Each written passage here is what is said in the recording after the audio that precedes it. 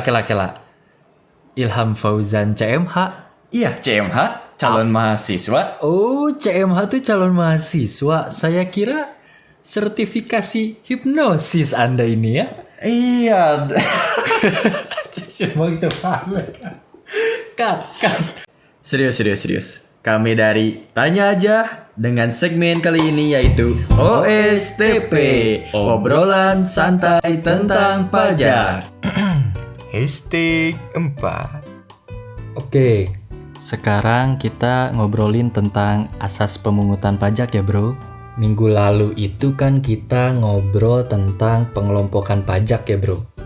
Nah, yang belum nonton tentang pengelompokan pajak, tonton dulu ya video yang sebelumnya itu. Emang asas itu apa, bro? Asas itu adalah dasar atau sesuatu yang menjadi tumpuan berpikir atau berpendapat. Atau bisa juga hukum dasar, bro. Nah, jadi kita akan bahas asas apa sih yang harus terpenuhi agar warga negara itu akan sukarela dalam bayar pajak. Siap. Terdapat 3 pakar yang mengemukakan tentang asas pemungutan pajak ini, bro. Yang pertama adalah Adam Smith. Apa, bro? Adam Levine?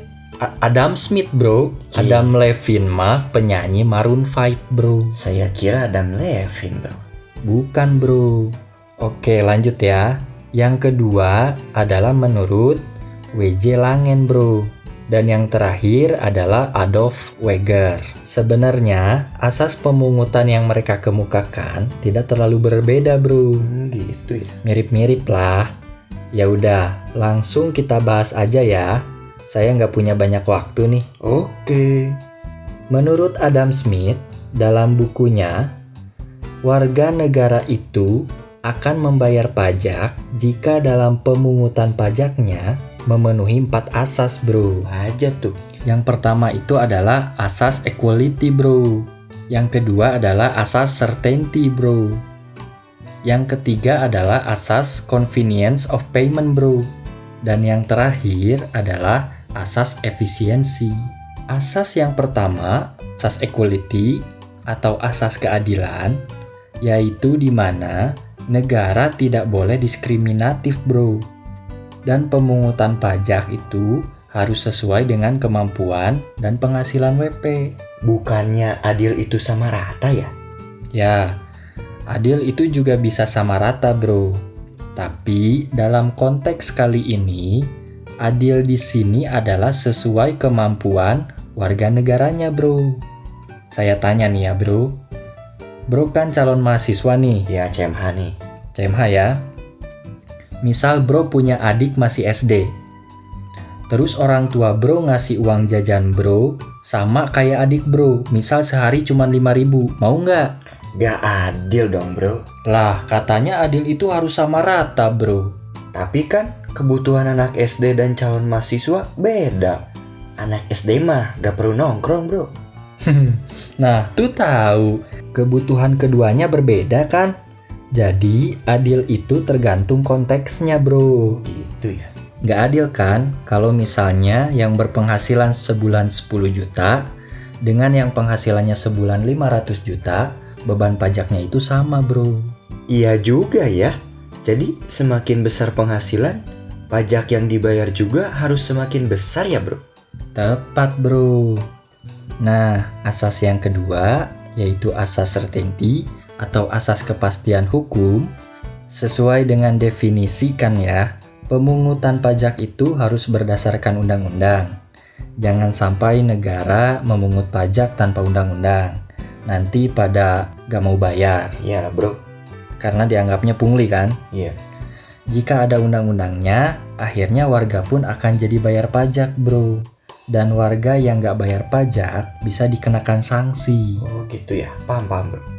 Oke, nah untuk asas yang ketiga, yaitu asas convenience of payment atau asas pemungutan pajak yang tepat waktu, di mana berdasarkan asas ini, pemungutan pajak itu harus memilih waktu yang tepat, bro. Misalnya, pas warganya gajian, baru potong pajaknya. Jangan sampai memungut pajak sebelum gajian, kan gak punya uang buat bayarnya. Jangan juga akhir bulan bro, nanti uangnya keburu habis buat jajan kan? Tepat bro. Oke, asas yang keempat adalah asas efisiensi. Tahu nggak bro apa itu efisien?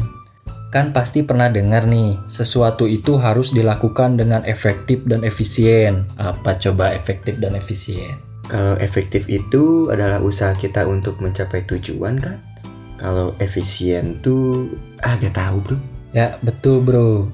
Kalau efisien itu adalah bagaimana caranya kita mencapai tujuan tersebut, namun dengan biaya yang rendah dan atau waktu yang singkat bro. Jadi maksudnya pemungutan pajak itu harus dilakukan dengan biaya yang minim ya bro? Betul bro. Jadi biaya untuk pemungutan pajak itu harus ditekan seminimal mungkin bro. Jadi penerimaan pajaknya bisa maksimal bro. Oh gitu ya. Kalau menurut Langen itu gimana bro?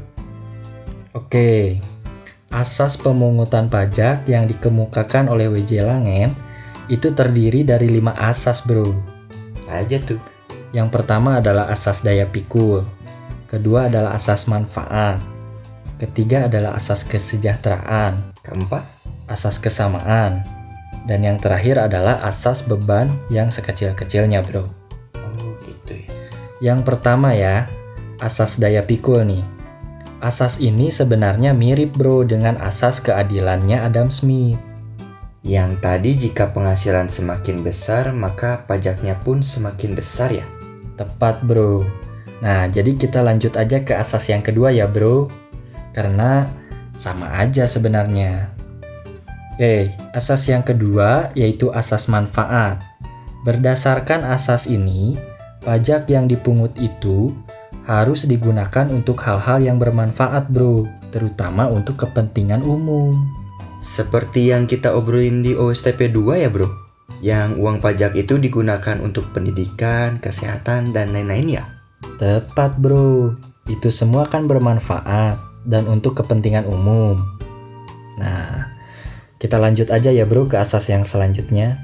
Oke, asas yang ketiga yaitu asas kesejahteraan, di mana pajak yang dipungut itu untuk meningkatkan kesejahteraan rakyat bro. Kalau gak salah kemarin juga ada untuk perlindungan sosial ya bro? Yoi bro. Nah, asas yang keempat adalah asas kesamaan, atau ketika kondisi di mana warga negara yang satu dengan warga negara yang lain dikenakan pajak yang sama bro. Jadi semua warga negara bayar pajaknya sama dong? Betul, tapi hanya pada kondisi tertentu bro. Contohnya, pas kita jajan di minimarket. Pernah lihat nggak ada anak kecil atau orang dewasa jajan ditanyain berapa penghasilannya? Enggak tuh bro.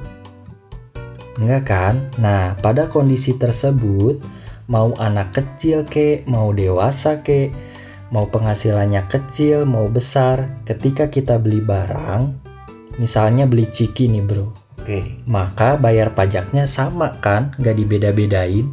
Oh, pajak PPN ya bro? Nah, tuh tahu bro. Kok bisa tahu itu pajak PPN? Soalnya suka lihat di struknya ada PPN gitu bro. Mantap bro. Oke, asas yang kelima ya bro, itu asas beban sekecil-kecilnya, yaitu pemungutan pajak kalau bisa dikenakan sekecil-kecilnya bro dibandingkan dengan objek pajaknya. Agar warga negara tidak merasa terbebani ya? Tepat sekali bro. Oke, kita bahas yang terakhir ya, yaitu asas pemungutan pajak yang dikemukakan oleh Adolf Wagner bro, di mana terdapat 5 asas. Apa aja tuh? Yang pertama adalah asas politik finansial, kedua adalah asas ekonomi, ketiga adalah asas keadilan, keempat adalah asas administrasi, dan yang terakhir adalah asas yuridis bro. Oke, asas yang pertama yaitu asas politik finansial, di mana pajak yang dipungut negara itu jumlahnya harus cukup untuk membiayai semua kegiatan negara bro. Biar negara gak ngutang mulu ya bro? Yoi bro.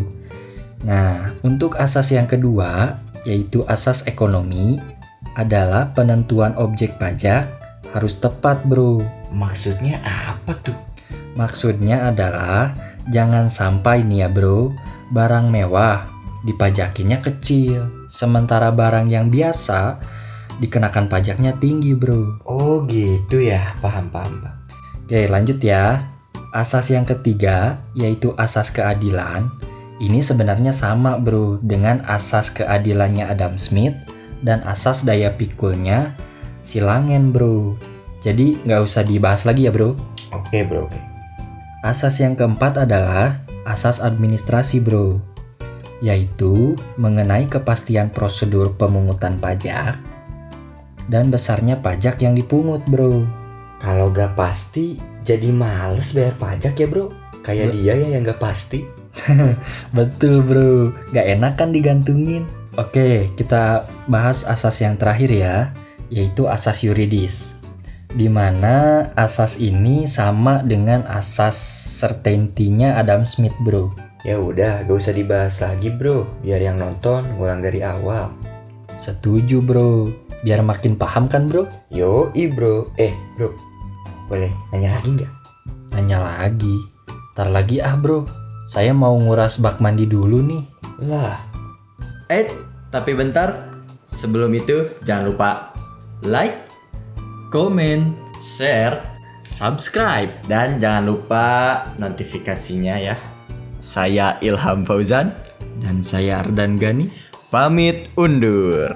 Assalamualaikum. Silahkan nonton dulu lu. ya wah ya. Atau asas kepastian. Anjir teram. Harus ditekan seminil. Seminil-minil. Atil bro. Atul bro, kela bro.